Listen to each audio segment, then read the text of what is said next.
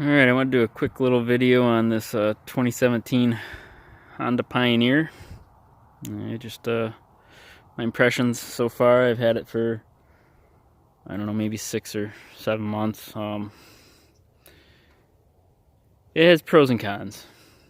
I wouldn't tell someone to run out and buy one, and I wouldn't tell someone not to. I like and dislike the gear transmission in it.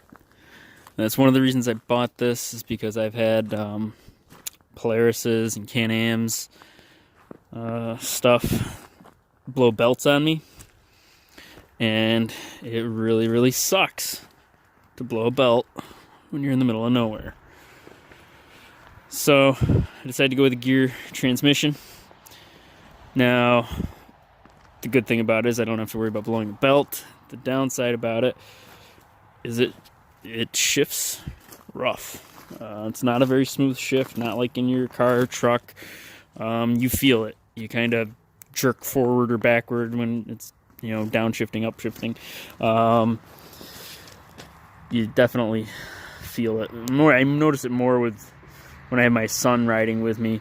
When it downshifts, he does kind of lean forward a bit. But he's only 4, so. The other things I like and dislike, I went ahead and I bought these Ricochet Under Armour stuff, and I like it quite a bit. Looks like I already bent that one, apparently. That one might be bent. I think it is. Compared to that side. But I really like the Ricochet Under Armour stuff. It's got a full skid plate now. I can barely see it here, but it's really pretty good. The way it's designed, the way it's put together, the way it goes on there. It does work. It does do its job. I got the anodized ones so that the pieces you see here are anodized, and then like this bottom plate and the other bottom plates are not. They're just the regular metal color, aluminum color. I really like the Ricochet skid plates. I'd recommend those. The other thing I kind of like about the way they did the tailgate is, if you're not going to do a single lever in the middle like a pickup truck, which would be better in my opinion, then this works pretty good. Because you can kind of do it one-handed. The way it's going to spring loaded and it pops back in there. So it works pretty good. So I do like that. One of the other reasons I went with this model versus some of the competitors was the wheelbase. You take a look at that wheelbase. This thing turns really tight. I'm really pleased with the turning radius on it. Where I do a lot of my putting around, it's tight corners and stuff. And I do like that. It is kind of wide, but that's okay. It doesn't bother me too much. It's not like it's any wider than my tractor or something like that. I like that this bed, I'm sure if you're looking at this video, you already know that there's rear seats that fold up in here. But one thing I like about the way that this is set up is that when it is in the bed configuration here, it's covered, right? You have a roof over your bed.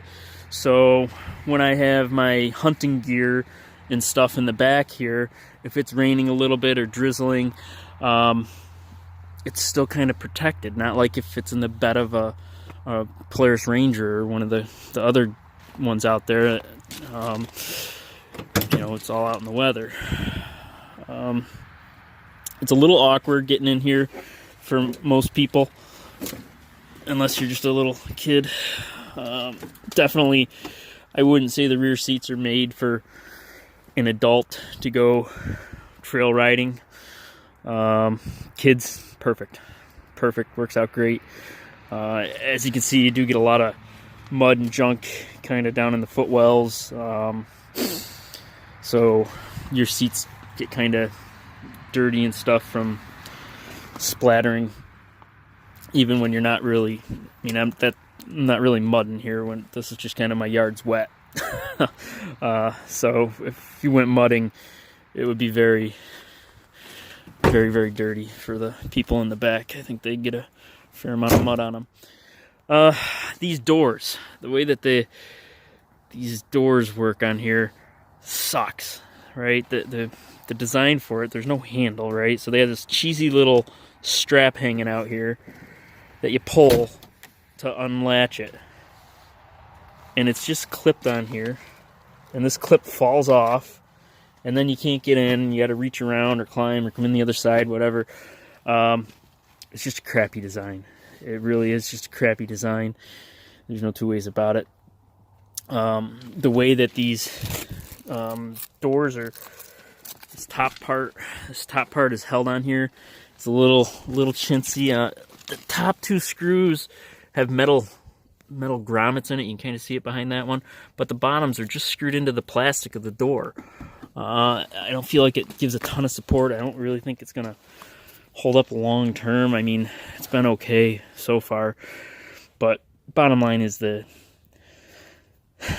way that the door things are is kind of just a little chintzy.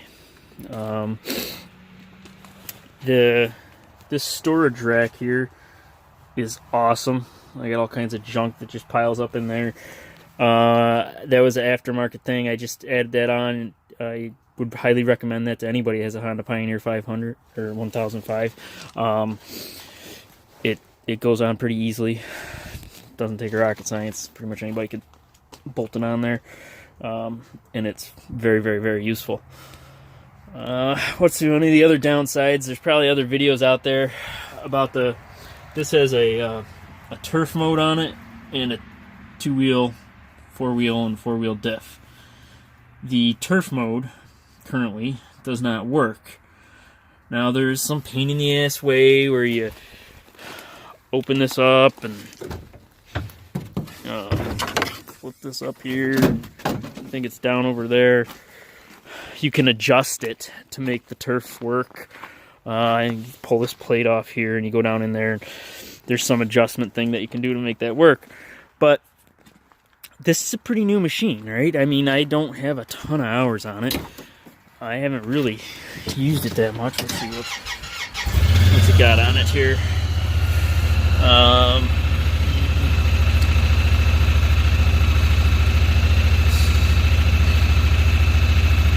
163 miles. That's not very much, in my opinion.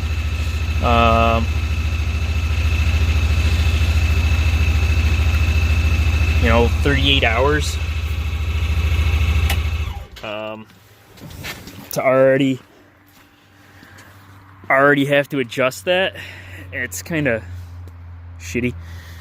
One of the other things I'll mention too is a lot of guys you'll see putting snorkel kits on this. There's a reason for that, obviously. It's because the air intake, it's right under this box. So, it's a little bit over waist height, depending how tall you are, maybe waist height. So it's not super tall, but just crossing my stream when the water's high, I've gotten water sucked down in there. Now, that really, really sucks. They do not make it easy to get that water out.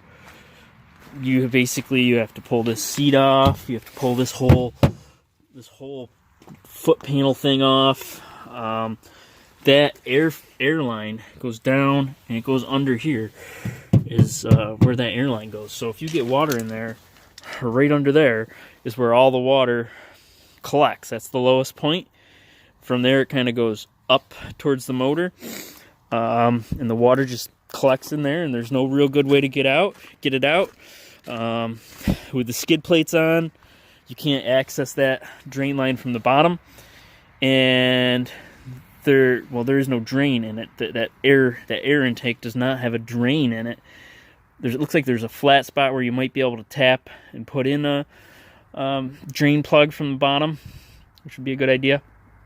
but it's just a little bit of a poor design. So if that happens to you, what I found worked well for me after I got it all apart and saw how everything was, I took a shop vac and got a rubber fitting to go right onto the end of the air. You pull this box off and there's a nice little air intake tube there. Stuck it right on that and turned on the shop vac and sucked the water out. It seemed to work pretty well. I'd recommend that if you run into that situation. Other than that, one of the things I do like is the paddle shifters are stationary, as in they're not connected to the steering wheel. My wife's like Grand Cherokee, the paddle shifters are connected to the steering wheel, so every time you turn the steering wheel, the paddle shifters move, so you're constantly trying to find them. I like that they're stationary there. They do tilt with the tilt steering wheel, which is nice. The headlights are adequately bright, stock from the factory. I mean, yeah, I might add extra lights or something someday, but maybe if you're really riding these things, I would probably do that. All in all, it's an okay machine. There's just little quirks about it. The shifting is kind of a big kicker for me. I really wish it shifted smoother. If this thing shifted smoother, I would give it a higher recommendation. That's kind of, there's just a little, some of the fit and finish things are not quite up to the Polaris standard, in my opinion. The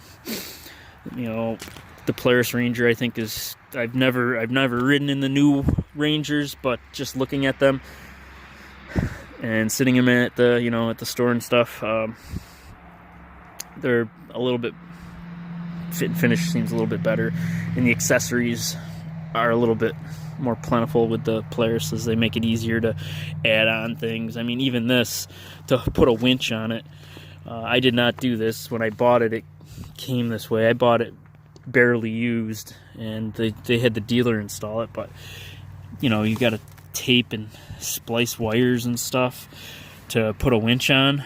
I don't know, I don't like that as much as the Polaris. It's got a kind of neat rail in there to plug and play, set stuff up. So that's kind of my impressions of this Honda Pioneer 1005. It's good. It's not great. Could be better. Definitely room for improvement. I do like the fact that I can haul extra people, and it has a short wheelbase. Most of the 4-seater vehicles, this is a 5-seater actually, the wheelbase is as long as my truck, and that's just not going to work for me in my situation. One of the other things that sucks about this is there's no backup light. It'd be really, really, really nice if it had a backup light. This does not come with one. I did get a bed extender, because when you have these rear seats folded up, it's pretty sparse storage in the back there. You can't fit a cooler or anything. Those rear seats folded up, and there's just a tiny little bit of room.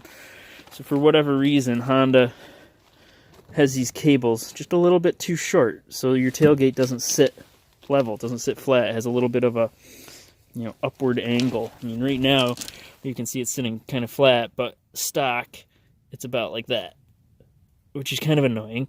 Why wouldn't you make it flat? So I got these little adapter things on there that you can buy online. They work pretty good. And if you look at these plates here, this plate on this side, and this plate on this side, and that accepts a bed extender. It's a rail. I'll show you up here in the barn. So that thing hanging up there hooks onto the back and extends the bed out, so you can fit a cooler behind those rear seats. That does work pretty well. I do like that. I'd recommend that. I guess that's the good and the bad about it. I thought I'd use the rear seats more than I have. I don't really use them that much. So maybe my next one might be just something with a single row in the front there. Let me know if you have any questions.